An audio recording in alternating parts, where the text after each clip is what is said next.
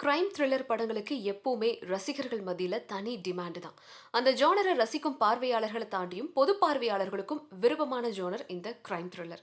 அதுக்கு காரணம் கடைசி வரைக்கும் நீடிக்கிற அந்த சஸ்பென்ஸ், விறுவிறுப்பான திரைக்கதை அப்படின்னு சொல்லிக்கிட்டே போகலாம். ஸோ அப்படி ஒரு படம் தான் இப்போ ஓடிடியில் ட்ரெண்டிங் நம்பர் ஒன்ல இருக்கு. அந்த மூவி தாங்க 11. அமேசான் பிரைம் ஓடிடியில் இருக்கு.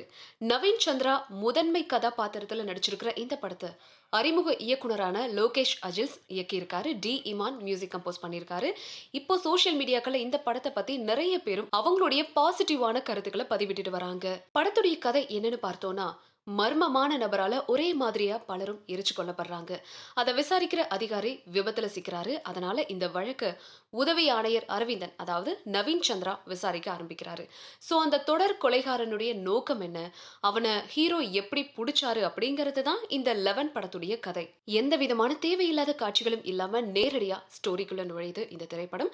சோ தொடர்ந்து எரிச்சு கொள்ளப்படக்கூடிய அந்த நிகழ்வுகள் ஆகட்டும், எந்தவித தடயமும் கிடைக்காம தவிக்கிற போலீஸ், கொஞ்சம் கொஞ்சமா விரிவடையக்கூடிய விசாரணை, நூல் பிடிச்சு நகரும் திரைக்கதை அப்படின்னு அடுத்தடுத்த சீன்ஸ் நம்மள படத்தை பார்க்கறதுக்கு ஆர்வத்தை கூட்டுது.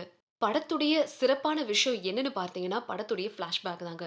ரொம்ப எமோஷனலாவும், உணர்வு பூர்வமாவும் இந்த கதைக்கு வலு சேர்க்குது. இன்னும் முக்கியமான விஷயம் என்னன்னா, ஒரு படத்துல வில்லன் மாட்டணும் அப்படின்னு தான் நம்ம நினைப்போம். ஆனா இந்த த்ரில்லர் மூவில இந்த படத்துடைய வில்லன் மாட்டிடவே கூடாது அப்படின்னு ஒரு நியாயமான ஃபிளாஷ்பேக் இருக்கும். ஸோ வில்லன் மாட்டிடக்கூடாது, அவன் எல்லாரையுமே சாவடிச்சணும் அப்படின்னு நம்மளுக்கே இந்த படத்தை பார்க்கும்போது நிறைய தாட்ஸ் வந்துட்டு போகும். அது மட்டும் இல்லாம மேக்கிங் நம்மள ரொம்பவே கவனிக்க வைக்குது. சில காட்சிகளை மற்ற காட்சிகளோட தொடர்பு படுத்தி இருக்கிற விதம் நம்மள கவனிக்க வைக்குது. படத்துல வரக்கூடிய ஸ்கூல், அதுக்கான மெனக்கடல், மன உளைச்சல், உளவியல் ரீதியான பிரச்சனைகள் அப்படின்னு சிலவற்றை பேசியிருக்கிற படத்துடைய ஆன்மாவே அந்த ஃபிளாஷ்பேக் போர்ஷன் தான். ஸோ கடைசியா வர கிளைமேக்ஸ் ட்விஸ்ட் ஓகேன்னு சொல்லலாம். ஸோ அதுக்கான காரணங்கள்ல சில லாஜிக் மீறல்கள் இருக்கு. பட் இருந்தாலும் தப்பில்லைங்க. ஆனா படம் பார்த்து முடிச்சதுக்கு அப்புறமா குறிப்பிட்ட அந்த ஃபிளாஷ்பேக்ல வந்து அந்த 2 சிறுவர்களுடைய கதாபாத்திரம் நம்ம எல்லாரையுமே ரொம்ப பாதிக்கும். ஸோ படம் பார்த்து ஒரு 2, 3 நாள் நீங்க அதிலேயே இருக்கிற மாரி தான் இருக்கும்.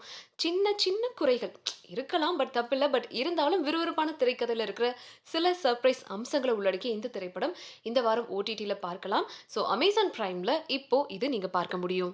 எல்லாருமே இந்த படத்த ராட்சசன் படத்தோடயே கம்பேர் பண்ணணும் அப்படின்னு நினைக்கிறாங்க. ராட்சசன் படத்தோட கம்பேர் பண்ணா அந்த படம் அளவுக்கு இல்லன்னு சொல்லலாம். பட் கம்பேர் பண்ணாம 11 அப்படின்ற படத்த மட்டும் தனிச்சு பார்க்கும்போது, இந்த படம் நிச்சயமா ஃபர்ஸ்ட் கிளாஸா இருக்கு. ராட்சசன், போர்த்தொழில், அதைத் தொடர்ந்து அந்த லிஸ்ட்ல சேர்ந்திருக்கிற திரைப்படம் தான் 11. ஸோ யாரெல்லாம் இந்த படத்த பார்த்திருக்கீங்க? இந்த படத்துடைய உங்களுடைய கருத்துக்கள் என்ன அப்படின்றத கமெண்ட்ஸ்ல ஷேர் பண்ணுங்க.